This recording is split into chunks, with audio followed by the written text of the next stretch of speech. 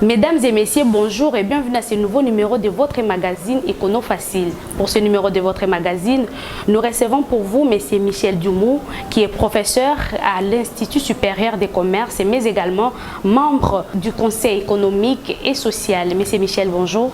Bonjour Madame Sandra. Merci de nous avoir honoré de votre présence. Merci. Voilà, avec lui, nous allons nous appesantir sur la situation monétaire en République démocratique du Congo. Monsieur Michel, vous êtes professeur à l'Institut supérieur des commerces, mais également membre au Conseil économique et social. Qu'est-ce que nous pouvons encore retenir de vous? C'est toujours difficile de se présenter soi-même. Je suis enseignant à l'Institut supérieur des commerces et souverain. Je suis membre du Conseil économique et social, spécialement à la commission ECOFIN. Mais je suis aussi M. Michel Dumour, le papa de ses enfants et le mari de maman Béatrice Mukanga, père de beaucoup d'enfants. Je suis directeur à l'ONATRA. Je salue au passage M. Massomboku, avec lequel j'ai passé 27 ans de travail ensemble. Je suis ancien président du syndicat Action, pour ne pas citer Solidarité Sinagon. Je suis à la tête du projet ACDR, qui est un parti politique d'avenir. Donc c'est tout ce que je peux dire sur moi, madame. Donc vous avez encore du côté politique. J'irai, parce que quand on termine au syndicat, il faut atterrir généralement en politique. Voilà. C'est vrai que le syndicat Action m'a donné l'opportunité de siéger au Conseil économique.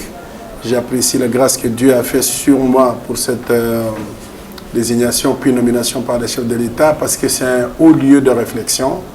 On a la possibilité de voir tous les dossiers de la République et de pouvoir émettre un point de vue qu'on remet à ceux qui dirigent, c'est-à-dire le président de la République, le Premier ministre, le président de l'Assemblée des deux chambres et aussi le gouverneur de province. Donc tous ceux qui sont intéressés sur les politiques économiques et sociales du pays peuvent se référer au Conseil économique. Je précise que je ne suis pas la voix autorisée du Conseil économique. Okay. Je n'ai pas de responsabilité pour parler en son nom, mais régulièrement, je peux vous donner une information lorsqu'elle est utile pour la population, parce que nous devons participer à l'information de la population sur ce que fait le Conseil.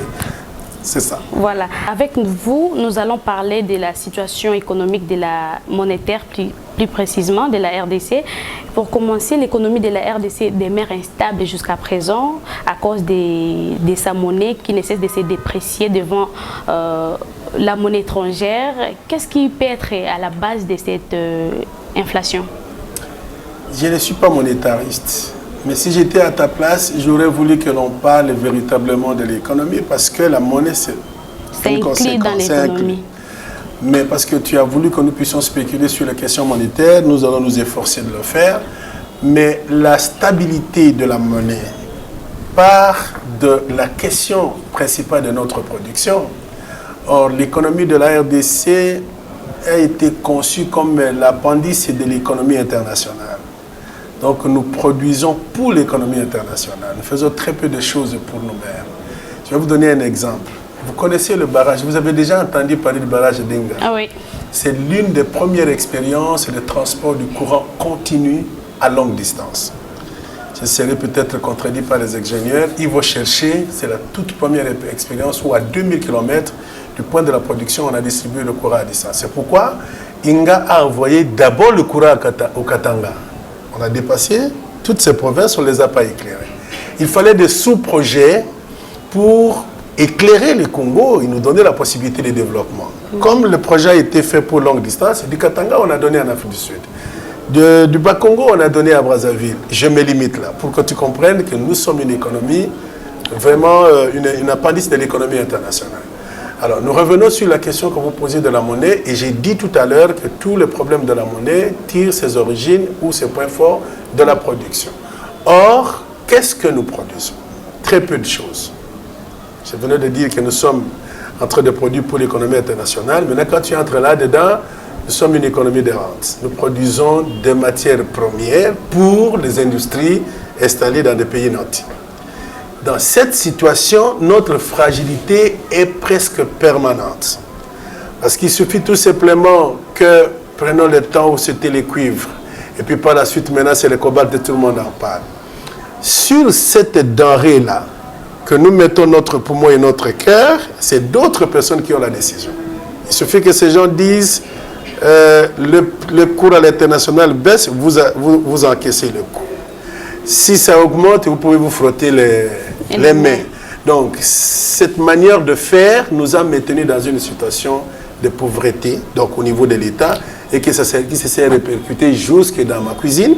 Donc, je travaille, mais on ne peut pas avoir de bons salaires tout simplement parce que la production globale ne convient pas. Elle est faible. Alors, je peux ajouter un seul élément avant que tu ne poses ta question de précision, parce que nous allons parler de la monnaie et que nous venons de parler effectivement de ce que nous donnons à l'extérieur. Ça veut dire que l'opération d'exportation a une très grande valeur pour la stabilisation de notre monnaie. Or, nous mangeons nous mangeons. La plupart de nos produits de grande consommation et même de biens d'équipement sont importés. Ce qui fait que lorsque nous avons un peu de devises, que ce soit les opérateurs économiques et même que ce soit les banques, nous les sacrifions pour importer ce que nous consommons. Et ce que nous consommons, j'ajoute même les cure-dents. Nous importons cela. Alors un pays qui importe jusqu'au cure-dents doit avoir des problèmes de matelas suffisants pour soutenir sa monnaie. J'espère que je suis clair jusqu'à ce niveau-là. Et ce matelas ne tombe pas comme ça. Il y a une réglementation que la Banque centrale est obligée de mettre en place. Et je crois que la banque doit jouer ou ne joue pas assez son rôle. C'est pourquoi nous sommes en difficulté. Voilà, Monsieur Dumou, vous-même vécu quelques temps qui sont passés. Il y a eu chute libre de la monnaie étrangère. Qu'est-ce qui a occasionné, selon vous, cette chute? Vous voulez parler du taux d'échange des dollars? Du taux d'échange des dollars. C'est-à-dire notre monnaie a chuté face au dollar, c'est ça? Oui. Nous sommes allés jusqu'à 2000 et plus. Oui. Et ça, et subitement, on est descendu à 15, donc $1,1500, et puis on est remonté à 18. Jusqu'à présent, on ne sait pas, où est-ce que nous en sommes. Les taux qu'on peut commencer à faire l'échange. Moi, je pense que toi, comme tu t'intéresses beaucoup à ces questions, je te déconseille de regarder toujours les bureaux d'échange qui sont les gens qui tiennent la monnaie sur la rue. Comment on les appelle? Les cambistes. Les cambistes. Ce n'est pas des vraies personnes qui peuvent t'orienter sur ton analyse de la monnaie. Il faut plutôt voir ce que la Banque centrale fait avec les banques commerciales. Ça veut dire que le taux d'échange interbancaire d'abord. Ensuite, vous allez tomber sur la zone de spéculation, c'est-à-dire chez les cambistes, parce qu'eux vivent de la spéculation. Alors, lorsque le dollar était à 19 et qu'il est monté rapidement à 19,500 jusqu'à 22, c'était de la spéculation. C'est vrai qu'on n'en avait pas assez pour soutenir cela, mais c'était plus de la spéculation. Mais la chute entre 22 et 21 jusqu'à 19, c'était aussi la peur, parce que la Banque centrale avait annoncé une intervention sur le marché. Si je ne me trompe pas, l'intervention aurait dû être entre 20 à 25 millions de dollars. Si la Banque centrale met à la disposition des banques commerciales, donc les opérateurs économiques, ce qu'ils ont besoin pour importer, immédiatement, il y aura cette action que vous avez vue. La Banque centrale a intervenu, il a procédé à la vente par adjudication de quelques billets aux banques commerciales, mais cela n'a pas changé la situation. Oui, mais c'est ça. C'est-à-dire qu'il n'y a pas que cette intervention. Il a fait cette vente, mais la Banque centrale ne peut pas uniquement faire ça. Il y a énormément de mesures qu'il peut prendre pour stabiliser la monnaie. Je vais d'abord te dire qu'il ne faut pas paniquer parce qu'avec le Covid-19, les économies du monde ont été secouées et par conséquent, même la question de réserve de change, la question de taux d'échange a secoué pas seulement la RDC, mais beaucoup d'autres. J'aime beaucoup donner l'exemple de l'Afrique du Sud qui est trop proche de chez nous ici. Ça a dérapé au-delà de 18%, au-delà de 20%. La monnaie sud-africaine qui est soutenue par une grande production. Je reviens sur ce que nous étions en train de dire tout à l'heure. Comme je parlais des importations, si on construit correctement l'État, parce que le problème que nous avons, c'est que chaque Congolais veut que ça marche sans qu'on respecte véritablement la législation de notre pays. La Banque centrale a la possibilité d'obliger les banques commerciales et les exportateurs de rapatrier les devises dans notre pays. C'est ce qui a été fait. Il a demandé, mais je ne sais pas si c'était fait. Les opérateurs économiques. Mais pourquoi il le demande et vous et moi, nous sommes au courant? C'est parce qu'on n'a pas respecté la loi. Normalement, 60% de ces devises, ils devaient venir au pays et les banques commerciales doivent céder à la Banque centrale entre 20 et 30% de ces devises pour que la Banque centrale fasse ses opérations. C'est de là qu'il gagne de l'argent. Il va y mettre de la monnaie, donc la monnaie, notre franc congolais. Et je vais ouvrir une parenthèse pour te dire qu'il y a un terme qui a été utilisé dans les temps anciens, quand nous étions encore vraiment dans une économie embryonnaire, qu'on appelle seigneuriage. Ce terme-là, c'est l'unique élément qu'on a réservé à la Banque centrale pour gagner de l'argent. Donc on a privé des revenus à la Banque centrale parce que les banques commerciales deviennent plus riches que la Banque centrale en devises. Les personnes qui importent, qui exportent, ont leur compte dans les banques commerciales. Et dans ces banques commerciales, ils ne donnent pas instruction à leur compte, à leur banque, de rétrocéder à la Banque centrale. C'est pourquoi vous avez vu l'opération qu'il a fait de pouvoir vendre, ainsi de suite. La Banque centrale se recherche. Mais il faut revenir sur la loi. Il faut absolument que tous ceux qui vendent à l'extérieur, il n'y en a pas assez.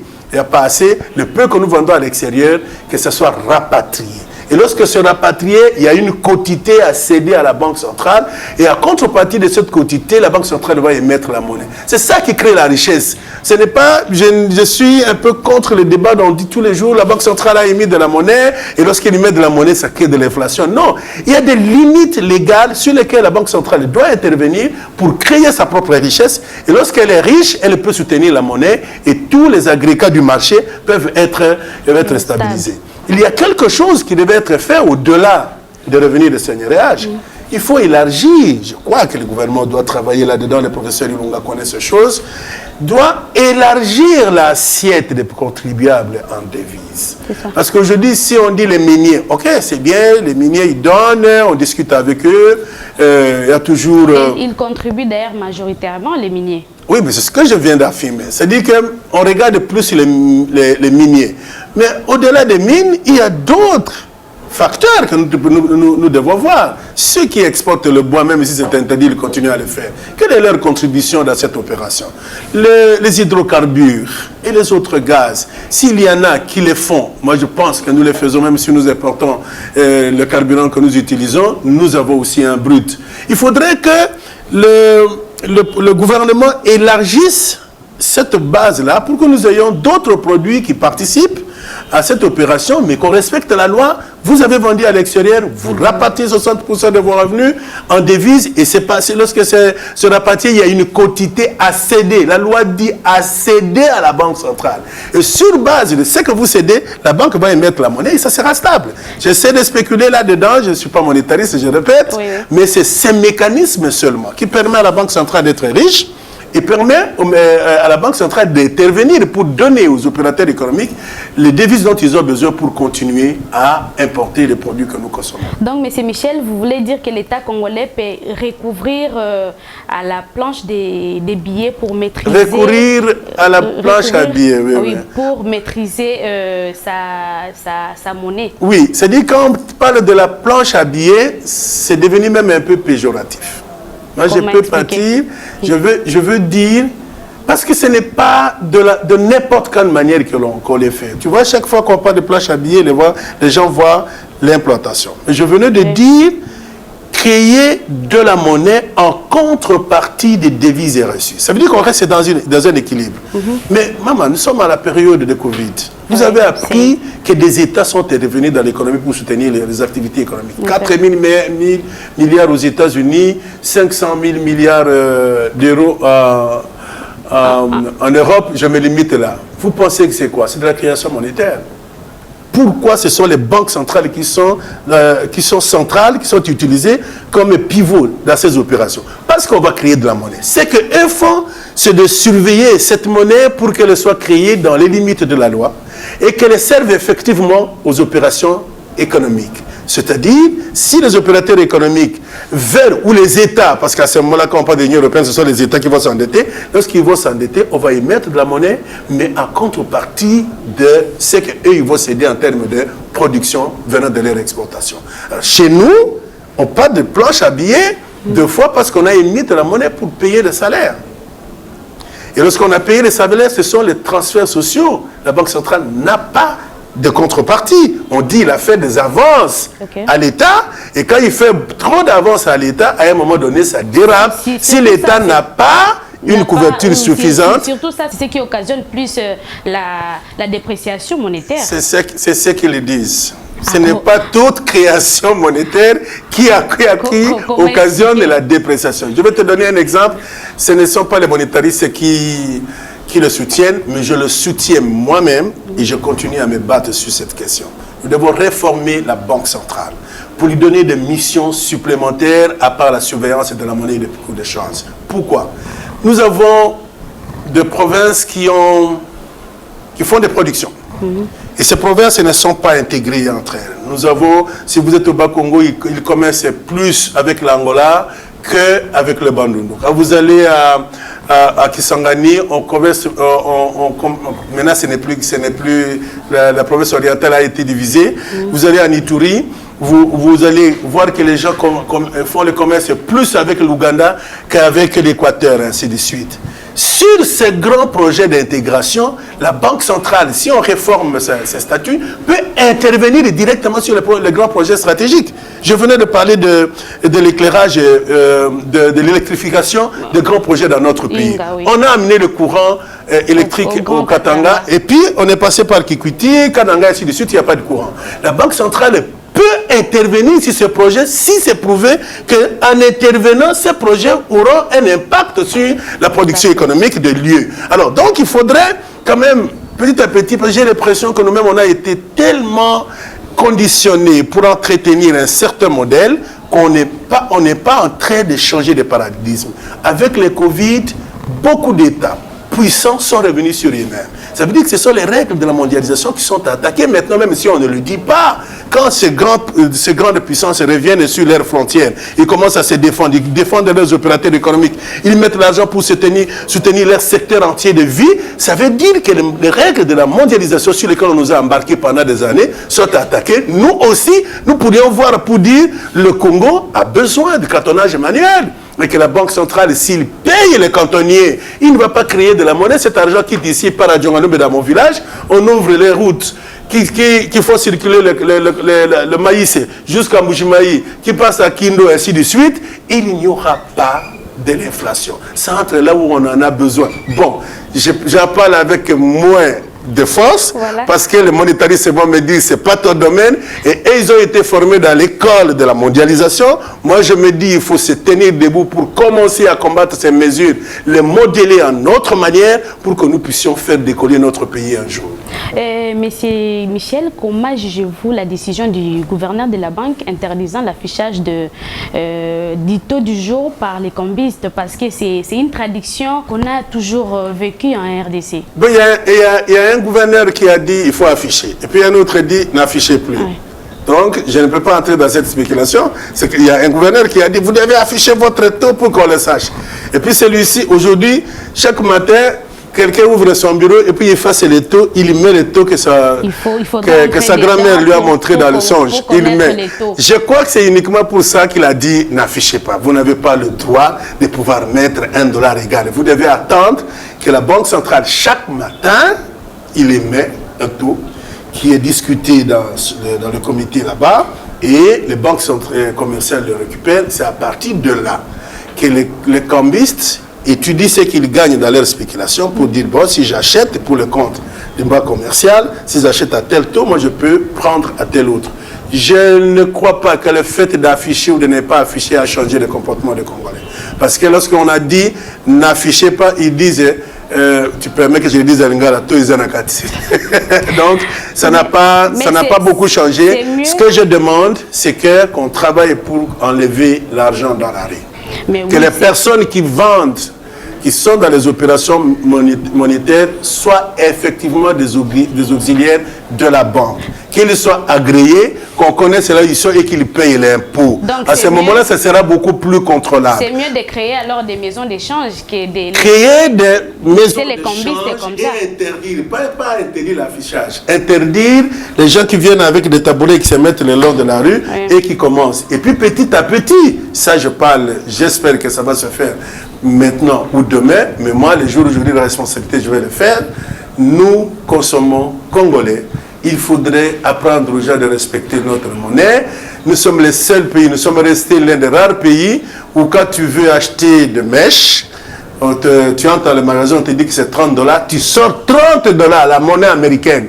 Tu donnes dans le magasin et on te donne la pièce. Non, tu dois aller à la banque, déposer tes 30 $, prendre la monnaie nationale pour acheter les mèches. Pourquoi nous allons continuer? C'est dur de pouvoir dédollariser l'économie. Mais il faut commencer. L'Angola est en train de souffrir là-dedans depuis 2 ans, mais il y a déjà des résultats. Depuis 2 ans, ils ont dit, nous, on utilise plus les dollars. Ça, la crise est montée, toute la spéculation a été faite, tout le monde malade, mais aujourd'hui, les gens se sont habitués, vous achetez, vous consommez les kwanza. Si vous voulez des devises, allez à la banque.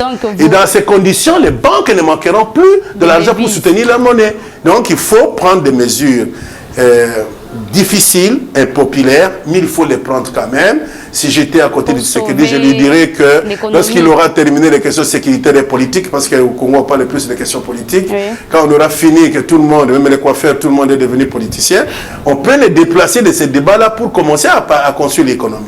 Parce que si on ne construit pas l'économie, on ne fait pas la diversification de cette économie, à la fin du mandat du président de la République, il va se retrouver encore avec les mêmes types de problèmes que lui-même, quand il était à l'opposition, il a combattu, il a pensé les régler, il risque de ne pas les régler. Et quelles sont les recommandations que vous faites à l'État congolais pour stabiliser la monnaie nationale?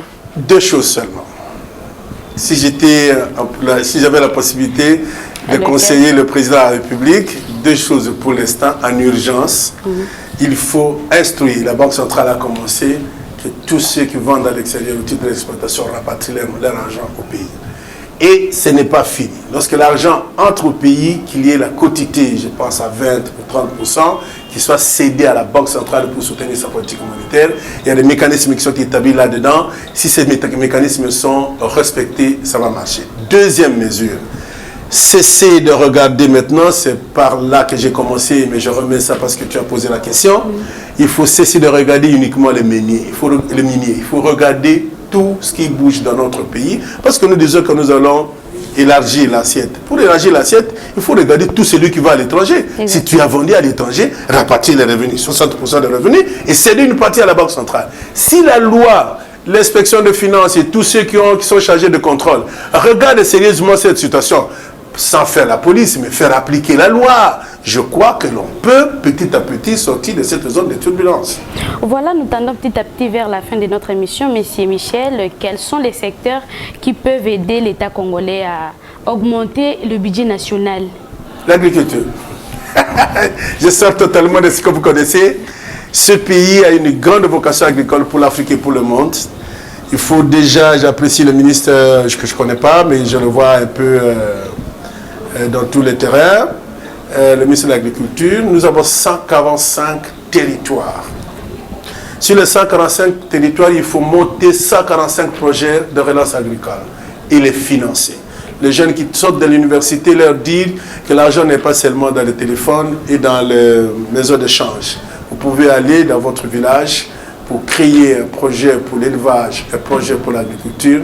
Si c'est correctement fait, dans les 5 ans à venir, nous aurons un pays qui a trouvé déjà à manger. Et lorsque vous avez trouvé à manger, vous pouvez réfléchir sur autre chose. Celui qui n'a pas trouvé à manger chaque matin se pose la question sur ce que je vais manger. Il n'a pas le temps d'ouvrir un livre pour lire. Donc, le secteur prioritaire, on a toujours dit agriculture, priorité des priorités. Je veux qu'on sorte de la zone de slogan pour revenir sur ça. L'agriculture va soutenir les mines, va soutenir les hydrocarbures, et je cite le deuxième secteur, c'est les hydrocarbures. Sortir du fait que ce grand pays n'est toujours pas producteur de carburant. Le brut, le peu de brut que nous faisons, nous l'envoyons pour être traité à l'extérieur. Mais il y a des raffineries dans le monde. Dernièrement, j'avais eu une discussion, excusez-moi, peut-être que c'est pas là qu'on va terminer, une discussion avec le ministre des hydrocarbures. Il y a eu Rosneft, une grande raffinerie russe qui voulait venir intervenir ici dans ce pays avec 2 objectifs: réunir les prix du carburant dans l'ensemble de la République, essayer de créer des petites raffineries, ça n'existe pas encore dans notre pays, pour que le Congo soit pays producteur du pétrole, parce que nous avons tous ces gisements, les études sont là et on ne fait rien là-dedans. Donc il faut élargir l'agriculture et pour aller vers le pétrole continue à enrichir d'autres pays. Exactement. Nous aussi, on va le regarder parce que nous les consommons assez et parce que nous les consommons, nous devons le produire. Voilà, les rapports de l'inspection générale des finances déposés à la primature élèvent de plus des 1300 exonérations à la base d'un manque estimé à 5 milliards de dollars américains. Que doit faire l'inspection générale des finances pour aider les gouvernements congolais? Ouf, je suis malheureux. Tu sais, ces rapports-là, tout le monde peut faire. Ce n'est pas vraiment là que l'action de l'inspection, l'IGF va être rentable pour le pays. Celui qui accorde les exonérations sur le ministère des Finances, il ne les accorde pas seul. Il y a une commission qui fonctionne au ministère du Plan où tous les autres ministères fonctionnent. Si moi je suis association, je vais demander au ministère des Affaires sociales que je vais faire venir un camion qui va aller travailler, je ne sais pas moi dans quelle brousse, et j'ai envie que l'État me soutienne. C'est dans ce cadre-là que le ministère du Plan va étudier les projets que vous avez déposés et va demander cette exonération au niveau du ministère des Finances. Si l'inspecteur général, le nouvel inspecteur général des Finances qui a été nommé, estime qu'en faisant un rapport que voici pour la période qui venait de passer, les exonérations ont coûté autant, je lui rappelle que tout le monde le sait. Le ministère du Plan, on sait qu'en réduisant ses frais de douane, nous avons aidé telle ou telle autre personne à pouvoir s'implanter et l'État s'est délaissé de ses moyens. Mais ce n'est pas uniquement avec ça que vous allez relancer l'économie de notre pays. Parce que quand on dit 5 milliards, les gens risquent de croire qu'uniquement sur les exonérations, l'État va récupérer 5 milliards. Ce n'est pas vrai. Ce n'est pas comme ça que ça se passe. Je pense qu'il y a des personnes qui ont eu l'exonération, mais qui ont dévié l'activité vers une activité commerciale. Ça, c'est une autre enquête qu'il faut mener. Vous nous avez dit que vous allez faire un potager, mais voici que maintenant vous avez monté un magasin pour vendre des mèches ou autre chose. Ce n'est pas dans cet ordre d'idée que l'État t'a soutenu. Ça, c'est un autre débat. Donc, j'apprécie qu'on nous donne cet élément historique. Mais on n'arrêtera jamais les exonérations. Les personnes qui viennent installer de nouvelles sociétés dans le pays, regardez le code minier, regardez le code des investissements, on leur donne un temps pour qu'ils commencent à payer l'État. Ce qu'ils amènent de l'extérieur sera exonéré. Donc, l'inspecteur du général des finances sait que pendant qu'il fait ses rapports du passé, il y aura d'autres exonérations. Donc, il ne faut pas mettre dans la tête de la collectivité que c'est vraiment le levier sur lequel on va s'appuyer pour récupérer l'argent. Il faut qu'il s'appuie sur la corruption. Il a un nom. L'argent qui sort du trésor public et qui ne sert pas des générations futures entre dans la corruption. Et il faut chercher maintenant, ça commence où et quels sont les services qui sont les plus exposés. Il y a un avis du Conseil économique sur la question. Je ne vais pas entrer en détail parce que les avis sont destinés au chef de l'État, au Premier ministre, ainsi de suite. Mais pour te dire, il y a énormément d'organismes qui travaillent pour la lutte contre la corruption. L'inspection doit se rapprocher pour voir par où commencer et avancer vers des lendemains meilleurs. Mais les exonérations, merci pour l'information, mais je ne crois pas que ça va changer grand-chose. Voilà, nous sommes pratiquement à la fin de cette émission. Monsieur Michel, votre mot de la fin?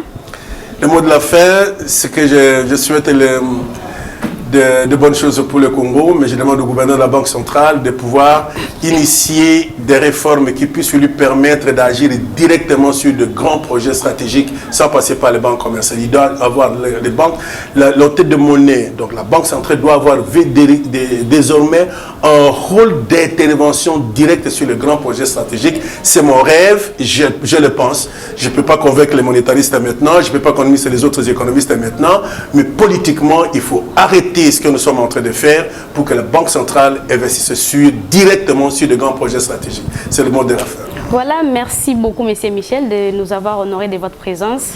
Merci, madame. Voilà, je rappelle que vous êtes professeur à l'Institut supérieur des commerces et également membre du Conseil économique et social de la RDC. Merci, madame. Voilà, ainsi s'achève ces numéros de votre magazine, mesdames et messieurs. Merci de nous avoir suivis. Bonne suite des programmes sur votre chaîne. Je vous retrouve très prochainement au prochain numéro. Au revoir. Au revoir.